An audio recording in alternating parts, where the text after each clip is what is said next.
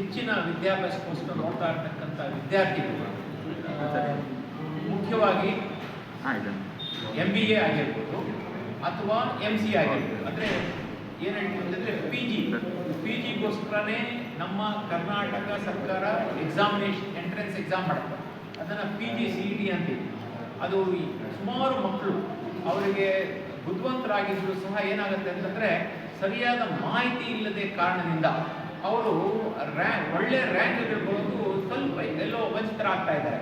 ಆದ್ದರಿಂದ ಇದನ್ನೆಲ್ಲ ತಿಳ್ಕೊಂಡು ನಾವು ಇವತ್ತಿನ ದಿವಸ ಮೊದಲನೇದಾಗಿ ಫಸ್ಟ್ ಟೈಮ್ ನಾವು Nagarjuna college of engineering and ಟೆಕ್ನಾಲಜಿಯಿಂದ ಫ್ರೀ ಅವೇರ್ನೆಸ್ ಮತ್ತು ಕೋಚಿಂಗ್ ಕ್ಲಾಸಸ್ ಮಾಡಬೇಕು.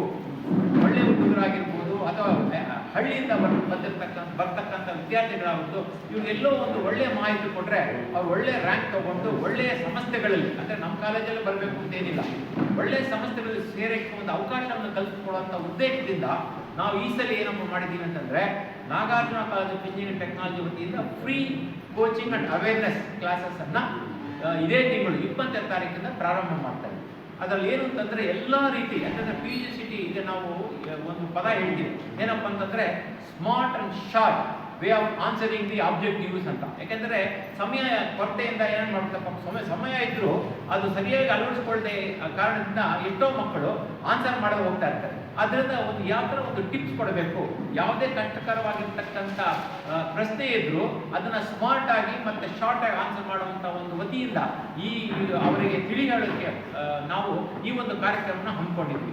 ಇದರಲ್ಲಿ ಬರೀ ಸಬ್ಜೆಕ್ಟ್ ವೈಸ್ ಅಲ್ಲ, ಅವರಿಗೆ ಬೇಕಾಗಿರ್ತಕ್ಕಂಥ ಎಲ್ಲ ಮಾಹಿತಿ PGCET ಅಂತಂದ್ರೆ ಏನು, ಯಾವ ರೀತಿ ಅವರು ಅಳವಡಿಸ್ಕೋಬೇಕಾಗತ್ತೆ, ಯಾವ ರೀತಿ ಪ್ರಿಪೇರ್ ಆಗಬೇಕಾಗತ್ತೆ, ಆಮೇಲೆ ಅದಕ್ಕೆ ಬೇಕಾಗಿರ್ತಕ್ಕಂಥ ಎಲ್ಲ ವಿಷಯಗಳು ಏನೇನು ವತಿಯಿಂದ ಆಗ್ತಾ ಇದೆ.